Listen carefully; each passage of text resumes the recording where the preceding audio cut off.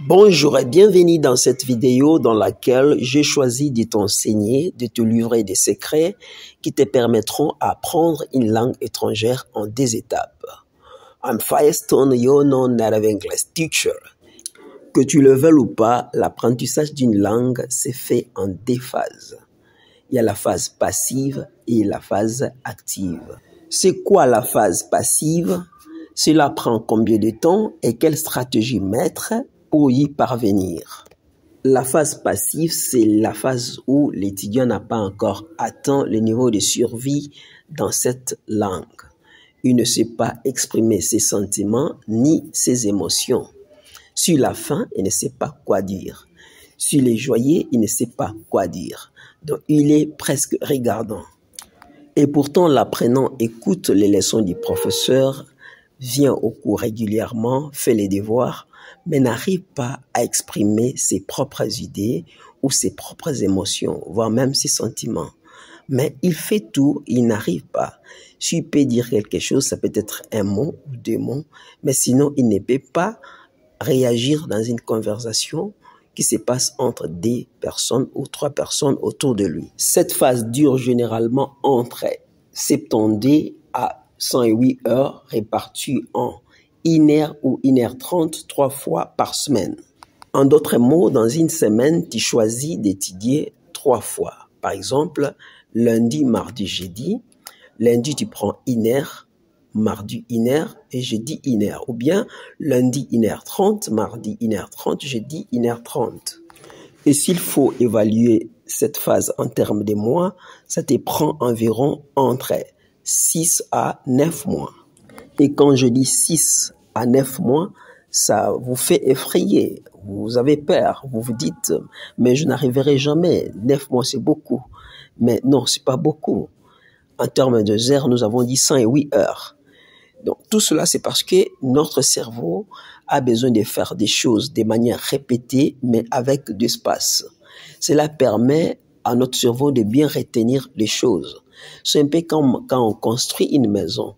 C'est-à-dire, même si on a beaucoup d'argent, on ne peut pas pousser son ingénieur, son architecte à faire des choses de manière rapide. Il y a des moments où il va dire aux ouvriers, cette semaine, nous n'allons pas venir.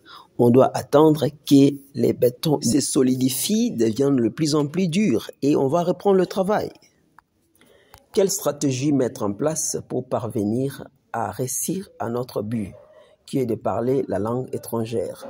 Ici, par stratégie, je vois ce qu'il ne faut pas faire pour ne pas se stresser, pour ne pas devenir anxieux, triste, comme je vois certaines personnes, lorsqu'ils apprennent une langue étrangère, ils deviennent stressés, tristes, pendant que d'autres personnes parlent, ils se disent, est-ce que moi j'arriverai ou je n'arriverai pas? Alors, pour ne pas arriver à ça, et voilà les stratégies, des choses que vous ne devez pas faire. Number 1, don't study grammar. Grammar will hurt your English speaking ability. As a learner, you should not learn grammar because when you learn grammar, anytime you have the opportunity to speak English, instead of focusing on meaningful communication, you'll focus on your mistakes. Am I making mistakes or not? Or the purpose of speaking a foreign language is to make yourself understood. Je dis, il ne faut pas étudier la grammaire quand tu es débutant parce que quand on commence avec la grammaire, vous allez toujours penser à vos erreurs. Est-ce que je commets des erreurs ou je ne commets pas des erreurs pendant que je parle? Or, l'important quand tu parles dans une langue étrangère, c'est de se faire comprendre. Deuxième chose, au lieu de vous stresser inutilement à apprendre les différentes méthodes d'apprentissage d'une langue, intéressez-vous aux attitudes des gens qui ont réussi à parler 2, 3, 4, 5 langues. La plupart du temps, les polyglottes commencent à parler la langue le premier jour, par exemple. Il arrive quelque part, on lui dit, pour dire comment ça va, on dit « How are you ?» Il apprend ça, il commence à dire « How are you ?» À chaque fois qu'il rencontre les gens, « How are you ?» Et on lui répond I'm a little bit fine. Et ils sont très attentifs. Il peut retenir le son I'm a little bit fine. Et prochainement, quand on va aussi lui poser la question « How are you ?» il dit « I'm a little bit fine » sans qu'il sache qu'est-ce que cela veut dire « I'm a little bit fine ». Je vais un peu bien. Par exemple, cette attitude-là. Et très souvent, ce sont des gens joyeux. Ce sont des gens qui ne se stressent pas. Quand tu lui parles, il ne comprend pas, il est calme, mais comme un bébé, il te regarde, il sourit. Et il s'intéresse beaucoup plus à la musique, à la prosodie. Je vois la mélodie, la langue a une mélodie, la langue a une musique, la langue a un rythme. C'est à cela que vous devez vous intéresser.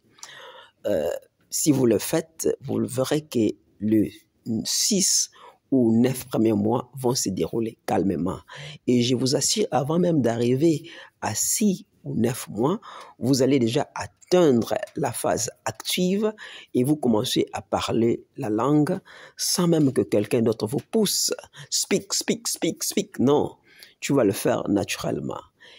De manière succincte, au lieu de vous faire fatiguer avec des différentes méthodes d'apprentissage qui sont souvent analytiques et inappropriées pour votre cerveau, parce que notre cerveau aime apprendre des choses de manière naturelle, c'est mieux de vous intéresser à la prosodie. Comment l'accentuation, la prononciation, le débit, comment on parle une langue. Et quand vous saisissez cela, vous verrez que le reste viendra de manière naturelle. En outre, les processus d'apprentissage d'une langue, c'est un peu comme les processus de la guérison. Quand on est malade, le plus important, c'est de suivre ce que les médecins nous demandent de faire, de prendre notre médicament régulièrement comme il nous a prescrit.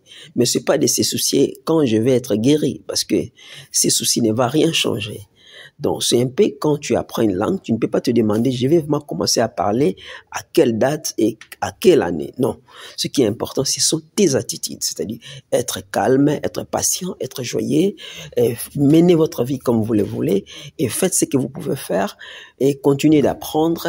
Et la meilleure façon, je vous recommande, pendant que vous êtes en train de manger ou de faire quelque chose, mettez une musique en anglais, mettez une série télévisée en anglais, vous faites des choses à la fois. De l'autre côté, tu écoutes, mais sans trop s'intéresser, et tu verras que ça va mieux se passer. Donc, dans la plupart du temps, l'acquisition d'une langue se fait de manière subconsciente. C'est dans votre subconscient que la langue s'acquiert.